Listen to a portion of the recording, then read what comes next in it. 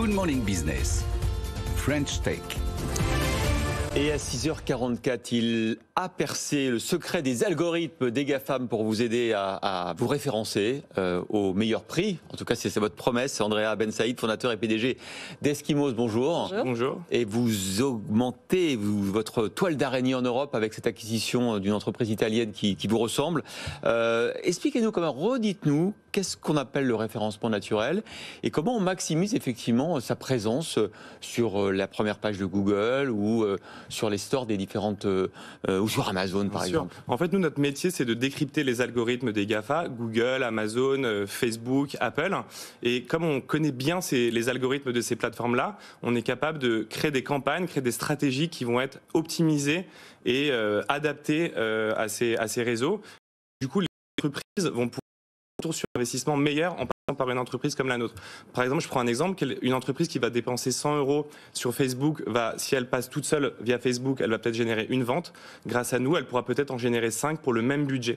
Donc il y a un vrai intérêt de passer par des experts de ces plateformes parce que ces algorithmes-là sont complexes. Alors vous avez quel profil de clients ? Alors, on travaille aussi bien avec des grands comptes qu'avec des scale-up, par exemple, ou des entreprises normales.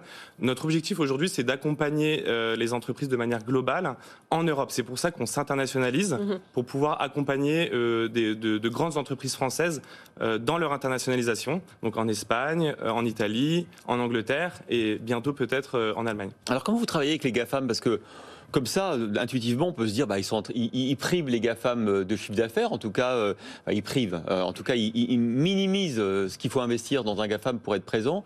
Donc, du coup, comment ils vous regardent, les GAFAM ? En fait, on minimise pas vraiment. En fait, on optimise les budgets de nos clients, mais finalement, non, les GAFA nous apprécient finalement parce que finalement, vu qu'on optimise les budgets des annonceurs, finalement, on va les faire dépenser plus. Vu qu'ils ont un bon retour sur investissement, ils vont augmenter leur budget sur ces plateformes-là. Oui, mais d'accord. Mais par exemple, vos clients, ils sont, en tout cas, c'est l'objectif. Vous les favorisez par rapport à d'autres annonceurs qui n'utilisent pas vos techniques de ciblage précis et de connaissance d'algorithmes. Donc quelque part, vous développez le business de vos clients, mais vous rendez l'investissement dans les GAFA moins intéressant pour les autres.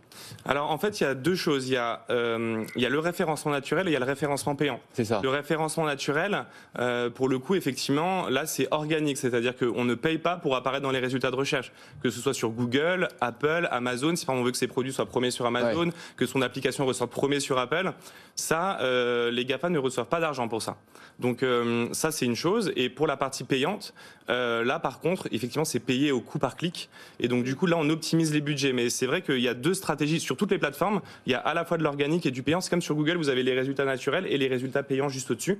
Donc effectivement, il y a une partie où on donne pas de budget aux GAFA et une autre partie où on donne des budgets aux GAFA. Donc c'est deux choses différentes. Mais dans les deux cas, il faut bien comprendre les algorithmes de ces plateformes. Donc vous rachetez Sandbox, c'est le concurrent italien qui fait la même chose. Ça va vous apporter quoi en termes de stratégie, de connaissance du marché ? Bien sûr. Alors déjà, ça nous permet d'accroître le nombre de consultants dans nos métiers. Il faut savoir que c'est des métiers qui sont très rares.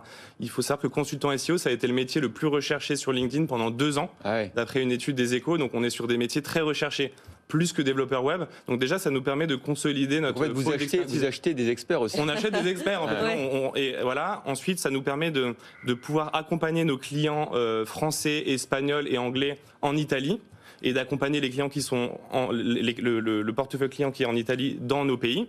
Ça nous permet aussi de consolider une nouvelle verticale qu'on avait déjà, mais ça nous permet d'accélérer étant donné qu'eux sont très spécialisés dans la fashion et le luxe, qui est en fait le marché italien.